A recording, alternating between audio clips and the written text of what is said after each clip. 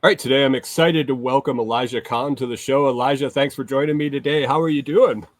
Hi, thanks for having me. I'm doing really well, thank you. It's finally getting a little bit sunny here in London, so it's good days. I just saw in passing, I saw a meme online about you've had your summer. It was it just Yeah, comes and goes that quick. it does. You know what? I am talking about the weather really happily, but it was raining today and yesterday, so I'm hoping that it will have some more summer days. But it seems like we've had the hottest days already. Is what it is. Elijah, the show we like to talk about people's journeys to get where they're at, but I like to start out letting the guest introduce themselves, talk about who you are right now, and then we'll circle back and talk about the journey to get there. So go ahead and let the audience know who Elijah Khan is and what you got going on, and then we'll have a chat. Absolutely. So yeah, firstly, you could probably already tell I'm British by me complaining about the weather straight from the get-go. But apart from that, I trained as an actor and I worked as an actor for over 8 years. I've done TV, theatre, movies, so on and so forth, and I have developed a absolute love for acting. But I'm also an entrepreneur, and one of the reasons I started my startup was because of a problem I faced as an actor, and that was needing to learn accents. So at the end of 2023, I started Accentify, which is a mobile app for actors and now language learners to learn any accent that they want. And we're currently in our beta testing phase. And it's been a long journey, which I'm probably going to be talking a little bit about today, but Yeah, it's going really, really well. nice, nice. Y- the accent thing blows my mind. I think the prototypical one I always think about is Hugh Laurie and House. The first time I actually heard him speak not on that television show, I was like, wait, holy crap! The ability to just completely change the cadence and accent in your voice. So is that a developed skill? We'll talk about it a little bit, but it intrigues me. Is this a developed skill that you can train yourself to mimic, or do you consciously think about it? Yeah, it's a good question. I mean, to an extent, everybody's tried to do an accent. They've tried to do an impression before in their life, whether it's like when Game of Thrones was at its height and you're trying to do a Jon Snow, North of England type of accent, or now Donald Trump accents are really getting really, really popular. Um, Accents is a skill that anybody can do to a basic level, but for a professional level, like as a professional actor, we really need to know the nuances and every single intonation. Otherwise, audiences will pick up on it and rip us to shreds, let alone our agents and managers, or even not even getting into the room. It's a skill which is like any other any skill, to be honest, like learning the piano, learning how to juggle, horse ride, whatever. The difference is accents, we need to know loads of them. So having like 30 accents in our repertoire is really a struggle. Like imagine talking every single day in a different type of voice, trying to keep it up. It gets really tedious and unsustainable. Is that does that pigeonhole a lot of actors that don't have that skill? I can imagine it kind of like throws you into like you can only play this type of role because of the way you speak. Yeah, it depends on like the different where an actor is from. For instance, like as I am a Londoner, one of the accents is more important for us as British actors than say probably American actors. Like we have to have a general American accent on our CV, right? And then beyond that, we also have to have like regional England accents or regional UK accents. So I have to know like some Bradford, Birmingham. I need to know some Scottish, Irish, Welsh accents. And my experience with American film is that American actors need to know accents just as much, but not that many international accents. So you probably need to know like a Tennessee accent if you're from New York, or a New York, Bronx, or Brooklyn accent, you know, that kind of stuff. Right. Instead of pigeonholing actors, it kind of opens up casting brackets. So my agent really wants me to learn a few accents so I can have a whole new room of casting brackets. You do want to niche down a bit, which is important to get you into that specific niche. But to get into that niche, you need to know the accent in the first place, so you can open up those opportunities. So it's like a bit of a catch-22. Right. Let's go back and talk about your journey to get here. When you like going back to when you were a kid, is acting something that you've always wanted to do? Did you have other dreams that you kind of you detoured away from, or how did you get into acting? Yeah, good question. I mean, I have always wanted to do acting. Now, most young I don't want to blanket statement this, but like when I was in school, nearly every single guy I knew wanted to be a footballer. I mean, I guess in America it's soccer, right? But like we Right. all wanted to be footballers. So that was definitely up there along with acting. But quickly, by the time you're 16, 17, you either know you're going to make it or you're not going to make it, so you can focus on other things. I've been wanting to do acting since I was a kid. Like I remember the first time I did acting was like I did a children's theater for Tarzan, where this is an interesting story in itself, but like I got myself to do the Tarzan role when I really shouldn't have been there in that spot in the first place. But I got there and I was on stage playing Tarzan, and since then I had a love for acting. Nice. So that's what you decided to pursue. You went to school for acting. You studied Yeah. it. And was that is that all you ever wanted to do? So you pursued it. How did that road go? Were you the starving artist? Did it kind of take off for you, or how did you transition into that? Yeah, so I've lived that starving artist life. I actually did a mini documentary recently about my thoughts on the starving artist, right, and dispelling a lot of those myths. In my opinion, I think we need to we really need to look at what that means and change that. There's no real reason to suffer as an artist. I believe that. Don't get me wrong. A lot of amazing art is created from strife and struggle, but it's not necessary to suffer to make great art. But I did go through that. I lived minimum wage jobs, working for random agencies just to make it, just so I can go to auditions.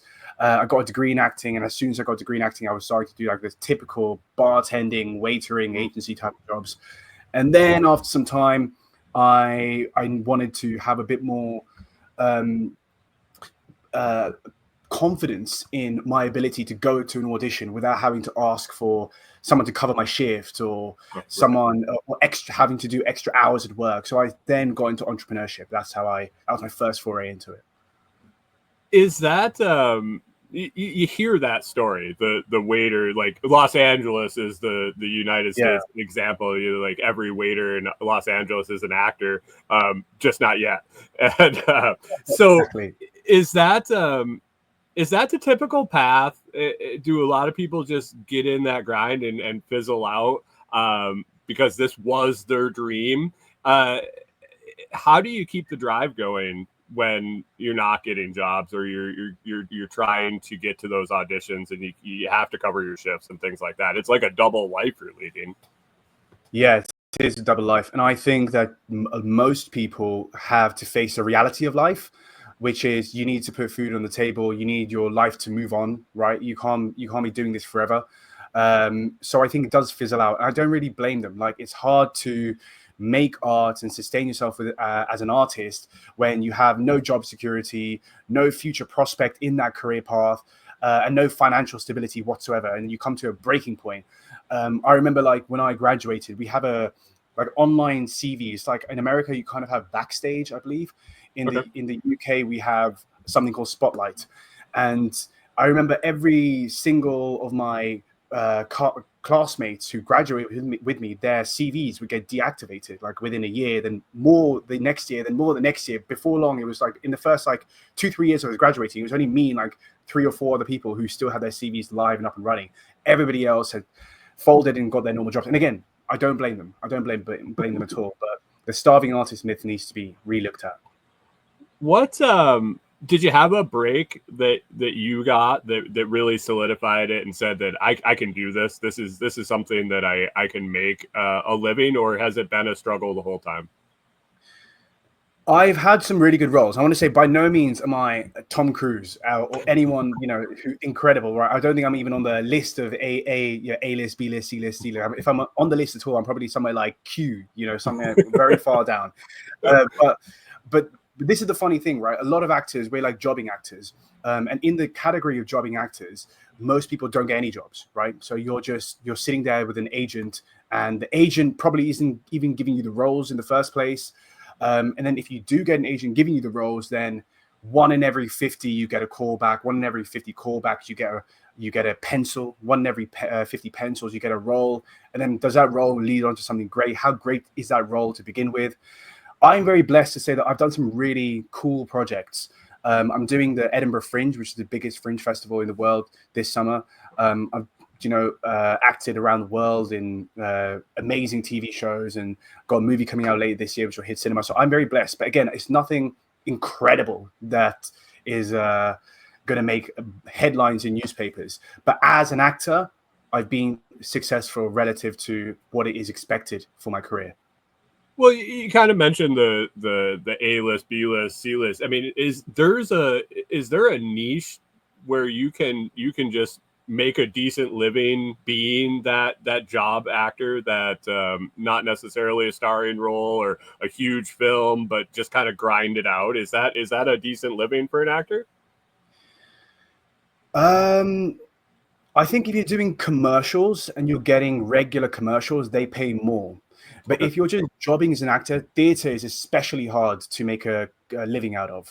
And like if you're getting a TV or a film gig, then you're most likely not going to get the main gig on a big TV show, right? That's probably going to go to a named actor. So you'll get a bit part role. If you get that, then how long are you going to be filming for?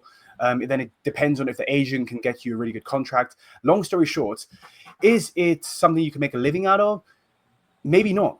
That's why everybody else is doing side jobs to keep themselves afloat. So yeah, I don't think so. And especially after the strikes, after COVID, and then the SAG-AFTRA strikes in 2023, that has really, really impacted the global industry. Like I went to Cannes last year. I had a short film there, and I spoke to actors and filmmakers and makeup artists and the whole 9 yards of the film industry. And everybody was saying how they've been impacted by the strikes. And it really hasn't bounced back since. We have more roles, less funding, and more actors. So the competition is at an all-time high these days. So you said you became an entrepreneur because you were kind of fed up with getting your shifts covered and that. What kind of path did that take? Did you jump into the current project you're working on now, or has there been kind of other attempts along the way? Yeah, for sure. So it didn't start off straight away with Accentify, my accent app. I first I got into digital marketing. So I went through the whole how can I make some money online to keep not going to work, of course. So I looked into everything, but digital marketing seemed to be the way forward. I joined a really good academy and I created a company from that. But it wasn't where my heart was at. And I did that during COVID. I first started freelancing, offering free work to people. I built up some user reviews, client testimonials. I got some really good portfolio showcases, and I just kept building from there. Then after my freelancing journey ended, I decided, okay, I'm going to transition this now into a limited company, started a company, and then just scaled my agency from there. Yeah, and that's where I got into. Then I was like, I want to do something which is still in the acting industry and support that. But yeah, I mean, I can give a lot of thoughts on that. I just want to say one thing about that is that because acting is so gate kept, it's meant to be a job which is really accessible to everybody. But learning a skill is so expensive; it's insane. So that was really something that was close to my heart, to make skill learning more accessible. I'm starting with accent training right now.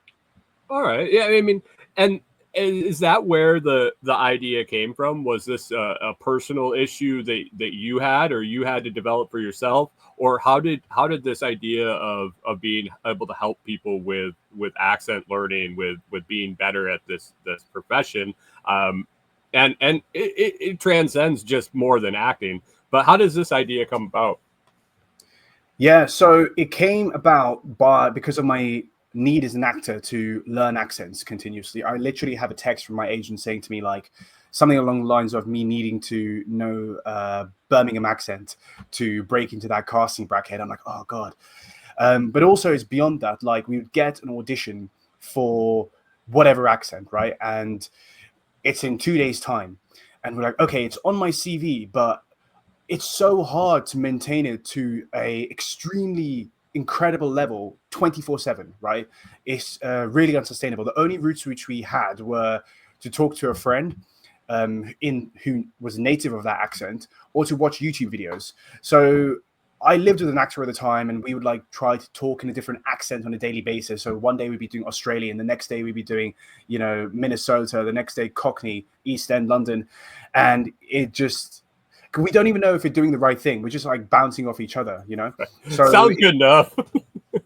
exactly. So we could be cementing ideas and concepts of the accent in completely the wrong direction, and getting a coach, like let's say an average coach is costing like over triple figures, right? On an actor's wage, where you're bartending for minimum wage, right? And most jobs you're not going to get. So you have the anxiety of knowing I've just spent $110 or pounds on a accent coach, knowing I'm probably not going to get a role in the first place. And how much is that 1 hour coaching session even helped my accent? It's only been an hour. Like, I have so much to learn. So that's where it came from. It was definitely a personal problem. It's you've said it a couple times, but there's definitely, when I hear, so I'm from Western New York, and then I spent 20 years in Minnesota. When I hear those accents, if they're right, perfect. But if they're at all wrong, it's for the person that speaks it and hears it every day. You're like, what's going on there? So I can see that hour either compounding the problem, or like you were doing with your roommate, maybe setting bad habits. Maybe you were solidifying something that actually wasn't even right, and so you're wasting your time, or you're even being detrimental than if you just showed up and tried it. Yeah, exactly. I mean, you hit the nail on the head. So there had to be a route to do it, to make it to make it more affordable, to make it more accessible. Because I saw from the accent coaches side as well that they struggle to find private clients. A lot of their work came from being on production sets or word of mouth. Whatever reason, we can analyze that. Like, is their social presence good enough? Do they have a good website? Do they read the email? Whatever. The point is, they weren't getting the private clients. But it goes beyond actors as well, which is something you touched on earlier. Like, we've already seen demand. So we have 3,500 people on our wait list, and already like 1,000 users. And we've learned from this that a lot of language learners are really wanting to learn accents, because they want to sound native in their language that they're learning. And also beyond that, we're talking about like voice AI. In Scotland, for example, we have a problem where Siri doesn't understand the Scottish accent. Can you imagine how alienating that is for Scottish people? And we want to have different voices than just the American accent, the British accent, and Snoop Dogg. Like, can we hear other voices, right? So I see a long-term plan with this, to allow anybody to have the voice they want and hear the voice they want. That's I spoke to someone that trained. I think there's probably a business application there too. I talked to somebody that trained Eastern Asian corporate businessmen how to interact with United States corporate businessmen. I think with a language barrier there, and understanding the inflections and things that come with an accent, can be very beneficial in a business sense too. Yeah, absolutely. Professional development, corporate training, like call centers spend hundreds of thousands of pounds or dollars, relatively, on their training, right? So I can see us coming in there and supporting drama schools and anybody for professional development. So we like pronunciation, elocution training. It's really, really important across the board. So there's a lot. If you say just actors, it sounds like a small market. But then if you really think about it, the need for pronunciation goes to everyone, really. For sure. So you had an acting and digital marketing background. Did you put together a team to help you develop this? Did you learn the tech side of it? Did you learn the how to lay this out, how to make it happen, or did you build a team to do it? Yeah, interesting, because I have to say, even though I ran a business before this, it's very different to running a tech startup. There's so much more that goes into it. Like, don't even get me started on all the acronyms and the jargon that I need to learn. It's like endless amount. It's a So new language to learn. oh god, yeah, it's a new. I mean, it definitely comes with its own type of accent that I am struggling to get down at the moment. There's so much to go through, but it definitely running the marketing agency for a few years really did help in so much capacity, like to be able to talk with confidence to high net worth individuals or see other CEOs, for instance, to know my value, know my place, to know how to negotiate. The list goes on, but there was its own learning curve to running a tech startup. So I took Accentify through a tech accelerator called Founder Institute. 50 companies started that. 13 of us graduated. I was one of the ones who graduated, and I graduated as the highest ranked founder there around this time last year. Nice. So I gave a speech on graduation, and that was really fun. That was really exciting. And through that, I found my co-founder, found our early dev team. So I can code, but it's always like I've always had a phrase which is get people who are better than you, surround yourself with people who are better than you. So there's no point in me. I tried it. I'm not going to lie. I did try to code it at the beginning, and I made the prototype and everything, but it's better to hire the devs. So we found some really passionate developers, and we made a small founding team, and we've been working on it for a year now. That's fantastic. Yeah, it's the knowing what you don't need to know and what you need to find someone else that just that's their thing. Yeah. It's a light bulb moment I've seen in chatting with entrepreneurs, that light bulb moment. Like, I don't need to be the best at everything in my business. I just need to be the best at some things, and it changes their life. You like to push yourself. You like to dive into other things. I see in your Podmatch profile here, you're a mountaineer, you're a BJJ Yeah. aficionado. How did you get into those things? How did you get into the? I mean, those are both I would consider extreme, and not necessarily extreme sports, but off the main path sports. Yeah. So, well, BJJ, Brazilian Jiu-Jitsu, I've always been a martial artist my whole life. My dad was a martial artist before me. He was like an only gold medal national champion in Taekwondo. He did karate as well. So walking on the shoulders of giants, you could say. So I have, I've been exposed to martial arts since I was a young age. I tried many things out, and I fell in love with jiu-jitsu when I was still at university, and I quit everything else and put everything to jiu-jitsu, as a lot of jiu-jitsu practitioners do. We kind of obsess over it. So I still train that. I've competed nationally as well. I do try and compete when I can. Now I'm building Accentify, it's much less, but it's still there. Mountaineering, I've just had an end goal of wanting to stand on top of the world, which is Mount Everest, right? And I do have a long-term goal of like wanting to make a mini documentary series with a really acclaimed language center or language app. Don't want to name any, but it's pretty obvious which ones I'm going to be thinking about. And go and study the languages and study the accents of the mountain people and Sherpas and tribes people there, and release it as a mini documentary. So that's something which is really close to me and something I want to do in the future. But yeah, I've been doing combining all three of your aspects there. That's pretty interesting. Yeah, I try to find things like which work together and complement each other. Like I have a personal love for mountaineering, but how can I use that personal hobby that I have to increase the other aspects of my life or benefit other things, and so on and so forth, and vice versa.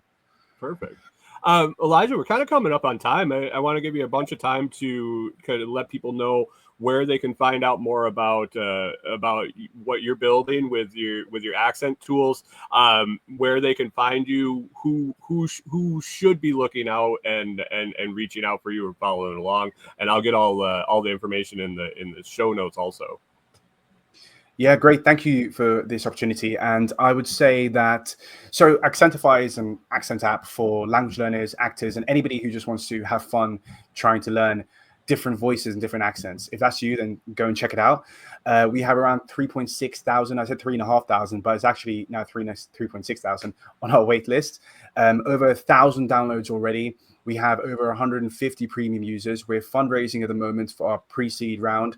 We have around 15, well, I'm not going to say the exact figure, but we have a decent amount committed already. And it's going really, really well. We've just launched on iOS. We've launched on apps on the Google Store as well. You can find Accentify on either store. Just search Accentify. So that's Accent Ify. So Accent IFY. Accentify, that's specifically, or go to our website www.accentify.co.uk and check out more information there. If you want to find out more about me, you can check me out. You can search my name, Elijah Khan, ElijahKhan, and there are various links which will come up and that'll tell you more about my story as an actor, entrepreneur, mountaineer, jiu-jitsu athlete, whatever it might be. So yeah. Awesome. Elijah, I appreciate you being here. I enjoyed the conversation, and hopefully we get to catch up soon. Absolutely. Thank you so much for having me.